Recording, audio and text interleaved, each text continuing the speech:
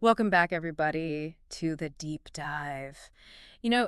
Today we are going to try to tackle something I think a lot of people struggle with: mastering their habits, time, and attention. Especially with AI changing things so quickly. Yeah, it's a whole new ball game, isn't it? It is. Yeah. So we are diving into this really fascinating conversation between motivational speaker Mago Moore and journalist Uri Sabat on Sabat's podcast, La Fórmula del Éxito, The success formula. which is the success farm. To those of us Yes. who maybe aren't fluent in Spanish. Exactly. Yeah. So what I found so fascinating about this conversation is how Moore connects these timeless self-improvement themes to the very real challenges of navigating our tech-driven world.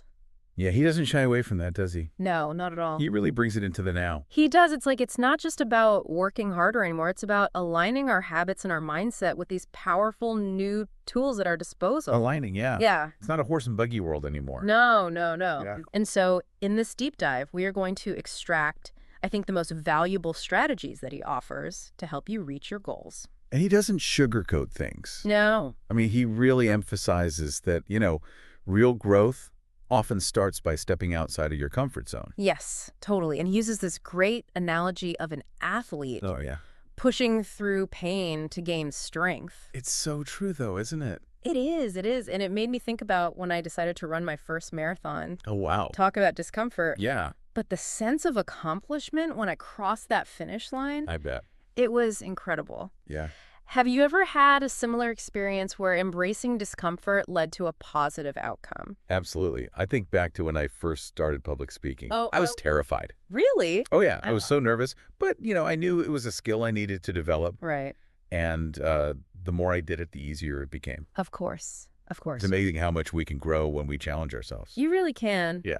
And that leads perfectly into Moore's next point: challenging the passion myth. Yeah. The idea that you just, follow your bliss and everything will work out. Exactly. And he's really cautious about people blindly chasing passion without a plan for financial stability. Yeah. He brings a dose of reality to the table, He does. which I appreciate. Me too. It's got to be grounded. It does. And this is where I think Moore's advice gets really practical. Very much so. It's not about abandoning your dreams. It's about finding a sustainable path. Right. Finding that balance. Yes. Yeah. He suggests working to secure your basic needs while simultaneously carving out time for those passions. Yeah. Think of it like this: you need a stable foundation before you can build a skyscraper. I like that. That's a good one. That makes a lot of sense. You're not giving up one for the other. Right. You're just finding a balance. Finding a balance. Yeah. Great. And to help visualize Yeah. this sort of internal struggle, Moore introduces what he calls the Ginete and Elefante analogy I love this. from Chip Heath's book, Switch. Yes. So the Ginete is the rider, Yeah. represents our rational thoughts, Got it. while the Elefante, the elephant, symbolizes our emotional impulses. Our emotion. Okay, so the elephant wants the sugar. Yes, exactly. Okay. The elephant wants that immediate gratification, Okay. whereas the rider's like, no, we've got to get to where we're going. Okay. We can't just keep indulging. We got to stay on the path. I love that. Yeah, think about it. Like, your goal of writing a book. Uh. The Elefante might want to check social media every 5 minutes, Oh, for sure. but the Ginete needs to guide you towards the writing desk. Stay focused. Stay focused. Exactly. I love that analogy, especially in today's world of instant gratification. It feels like our elefante is constantly bombarded with temptations. Oh, yeah. The elephant's having a field day out there. Oh, it is. It's like a buffet. It is right. So how can we train our Jeanette to take the reins? Well, Moore suggests 2 key strategies. Oh. The first one is practice delaying gratification. Oh. So, for example, if you're tempted to, make an impulse purchase, Ooh. wait 24 hours. Okay. You might find that the urge passes and you'll strengthen your willpower in the process. That's so true. Yeah.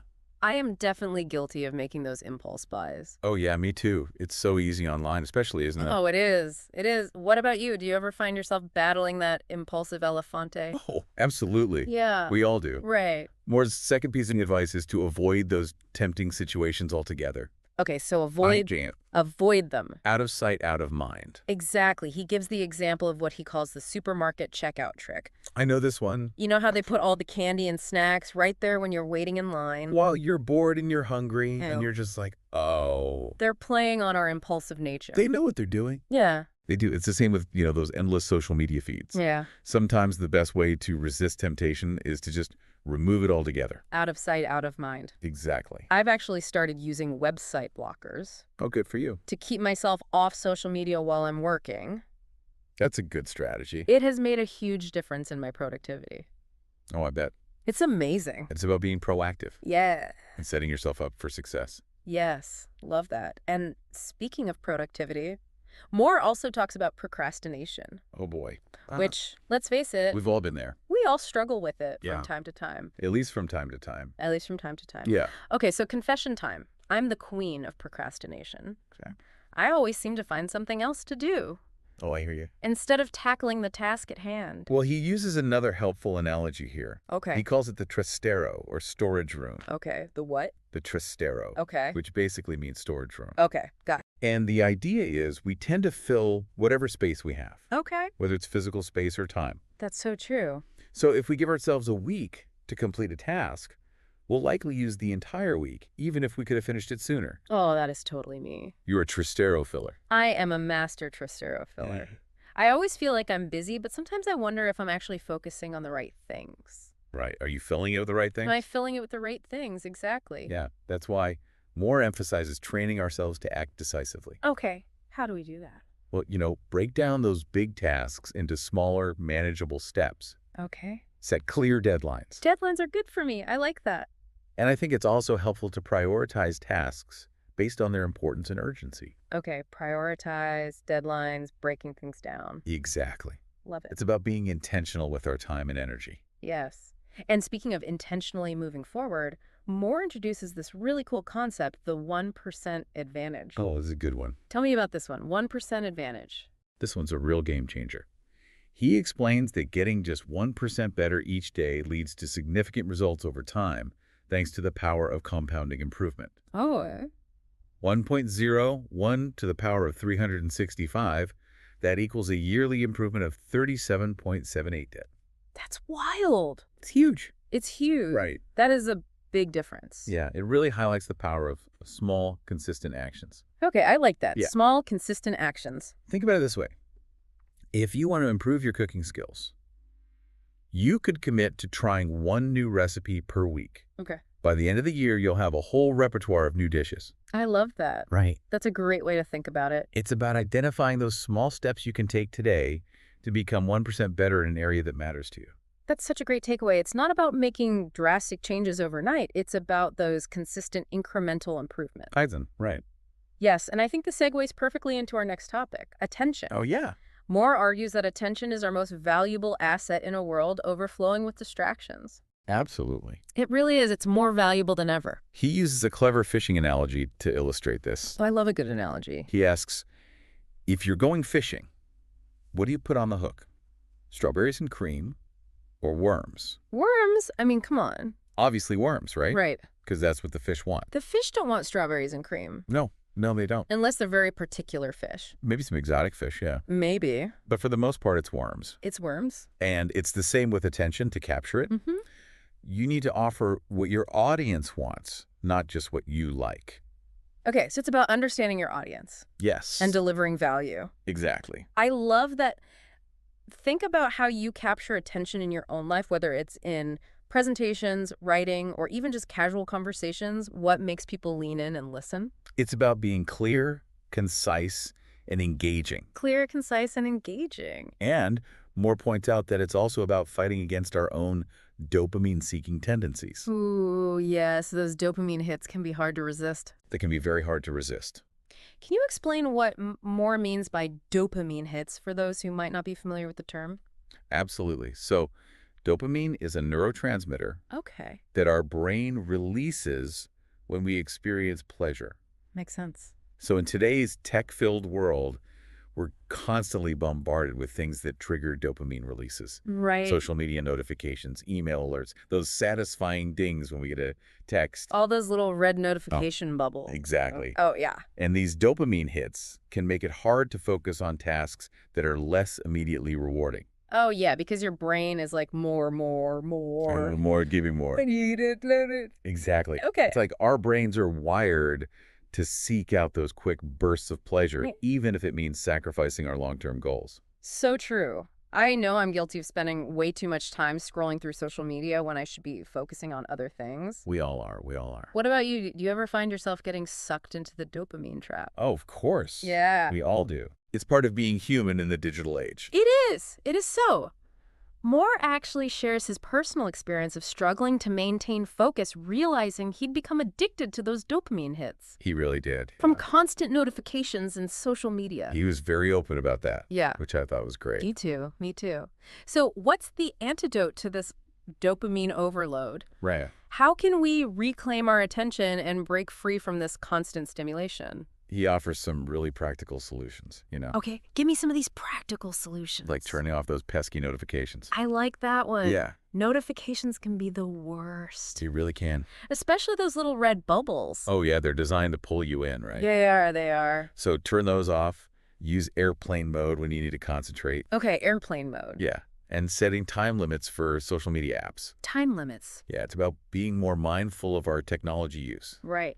and making conscious choices about how we spend our time. Oh, okay, so being intentional with our time. That's exactly. And I've started incorporating some of these strategies into my own life, and it's amazing how much of a difference they make. I bet, yeah. It's like reclaiming a sense of peace and control Right. in a world that can feel so chaotic. In a world that can feel very chaotic. Yeah, and it allows you to be more present Very much so. and engaged in the real world. Absolutely. Absolutely. It's like you're finally able to tune out all that noise and focus on what truly matters. Yeah, you're giving your brain a break. I am giving my brain a break. It needs it. It really does. Yeah. And speaking of a world that can feel chaotic, Yeah. we can't talk about time management and attention without addressing the elephant in the room. Right. Or should we say the AI in the room? Oh, good one. Or the AI in the room. Yes, Yeah. exactly. Right. So Moore is incredibly enthusiastic about AI's potential T is. to save us time and increase our productivity. Yeah, he sees it as this powerful tool Right. that can automate those repetitive tasks, Okay. giving us more time for strategic thinking and creative problem solving. Yeah. So it's like having a super efficient assistant It is. It who is. can handle all those mundane tasks. All that stuff you don't want to do, Yes. freeing you up to focus on the big picture. Oh, I love that. Yeah, So he does acknowledge the concerns about job displacement, he does. which are certainly valid. They are valid, yeah. But he's optimistic that AI will ultimately create new opportunities for those who are willing to adapt and learn new skills. Right. It's not going away. Let's not go away. We have to learn to work with it. We have to adapt. Adapt, yeah. And Moore points out that throughout history, new technologies have always led to shifts in the job market. Always. Think about the printing press or the Industrial Revolution. huge shifts, yeah. Huge shifts. Those innovations disrupted entire industries, but they also created new jobs and opportunities. So it's about being flexible It is. and open to new possibilities. Right. And he emphasizes the importance of lifelong learning, Yes. and being proactive in developing skills that complement AI. Yes. Compliment. I like that word. It's not about being replaced by AI. Right. It's about learning to work alongside it. Working alongside it. I love that perspective. Yeah. That's a really empowering perspective. It's not about fearing the future. It's about embracing the possibilities and being open to new ways of working. Exactly. It's about being a co-pilot with AI. Ooh, a co-pilot. I like that. Instead of trying to fight against it. Right. Yeah, And Moore sees AI as a partner, not a competitor. very much so. He encourages us to leverage its capabilities to our advantage. Use it as a tool. Use it as a tool, yes. Yeah. And it's fascinating to think about how AI will continue to shape the future of work and life. It is. It's going to be really interesting to see how it all plays out. It is. We could talk about AI all day, Oh, we could. but we're going to move on. We should move on. And I think this is a good point to transition to our next topic, which is Moore's perspective on networking, Okay. because it's particularly relevant. It is. In today's increasingly interconnected world, It's more important than ever. It is. So he emphasizes building genuine, value-driven connections. Yes, genuine, and he draws inspiration from Cypri Quintus, Oh, yeah. who's known for his masterful approach to networking. He is like the networking guru. He is, and Moore believes in helping others and building relationships based on mutual respect and trust. Right. It's not about what you can get. Right. It's about what you can give. It's about what you can give, exactly. It's Yeah. not about attending every networking event or collecting a stack of business cards. Right. It's not about quantity. It's about quality. Exactly. It's about creating a network of people who genuinely support each other. People you can actually call on Yes. when you need help. And who will answer. And they will answer, yeah. It's about those authentic connections that can lead to collaborations, partnerships, and even lifelong friendships. It's about building real relationships. Real relationships, yeah, and sometimes those connections can come from the most unexpected places. You never know. You never know.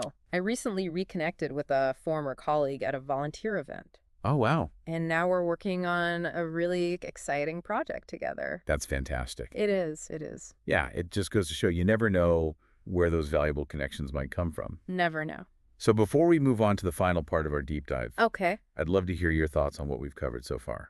I'm really struck by Moore's emphasis on embracing discomfort. Yeah, that's a big one. It's a powerful reminder that stepping outside our comfort zones is essential for growth and reaching our full potential. You don't grow if you stay comfortable. You don't, and his strategies for managing that internal battle between the Jeanette and the Elefante Yeah, that's a good visual. are so practical, especially in our hyper-connected world where temptations are everywhere. Yeah, those elephants are running wild. They are.